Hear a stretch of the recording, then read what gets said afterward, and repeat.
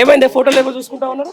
అప్పుడు తెలంగాణ ఉద్యమం అరే ఉద్యమకారుడు ఇగో నేను ఇక్కడనే అంతేనా? ఇగో ఇంత చేసిన నా కొడుకు పోయింది కావాలి. ఈ ఉద్యమకారుడు ఎక్కడ పోయిండు? ఎక్కడ పోయిండు అంటే ఆయన మనసు అది, మేము ఎట్లా చెప్తాం? అంతేనా? ఎవరి మనసు అలాది ఉంటది కదా. అదే ఆయన కార్ మీద కూర్చుంటే ఇవాళ ఎంత మంచి కుట్టుండే. అంతేనా? ఆయన కార్ దిగిండు కాబట్టి కోదండరామ్ గురించి మాట్లాడుతున్నారు.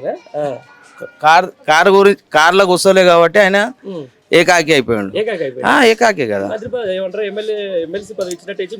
గుంజుకుంటారు అంతే కదా. అది ఎవరు వాడుకుంటారు? ఇప్పుడు కోదండరామ్ రెడ్డి రేవంత్ రెడ్డి వాడుకుంటున్నారు, రేవంత్ రెడ్డి కోదండరామ్ రెడ్డి వాడుకుంటున్నారు. ఇప్పుడు ఇద్దరు వాడుకుంటారు, ఎవరు వాడుకుంటారు అది మనకు తెలియదు, ఎందుకంటే అది లోపల విషయం. అది మనం ఎట్లా ఏం చెప్తాం? ఏందన్న మరి పరిస్థితి, పార్లమెంట్ ఎలక్షన్ పరిస్థితి? ఇప్పుడు మా గౌడ్ సాబే గెలవాలి. మేము గౌడు అంబర్పేటలో ఎంతమంది గౌడని కాదు, ఆయన మంచి పని చేస్తాడు. ఆయన సికింద్రాబాద్ మీరు కనుక్కోండి ఒకసారి, మీరు ఇక్కడ ఎట్లా సర్వే చేస్తారో మీరు అటు వెళ్ళి ఆయన అవునండి అవునా అన్న. ఇప్పుడు ఇక్కడ లీలాడిపించి ఇక్కడ గెలిస్తే ఇక్కడ చేస్తాడు కదా. ఇప్పుడు గెలిచే మనిషికి ఇవ్వాలి ఎవరనే.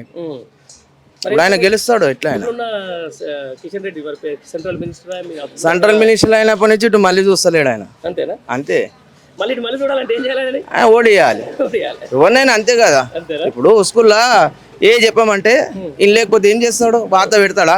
వాత పెడితేనే ఎవరికైనా ఏ పార్టీ అయినా ఆల్ పార్టీ వాళ్ళకి వాతలు పెట్టాలి.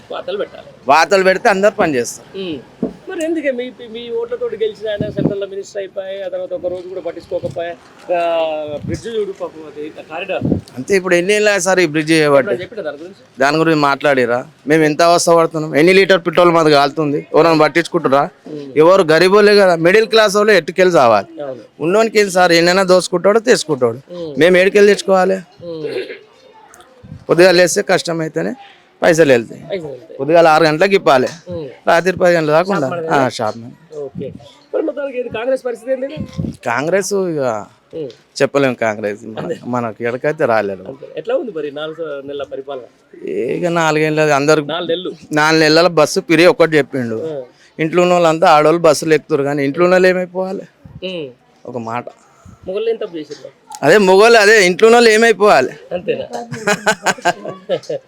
బస్సు పిరి పెట్టి ఇంట్లో వాళ్ళు అందరిని గొడవ పెట్టినట్టు అయింది. అది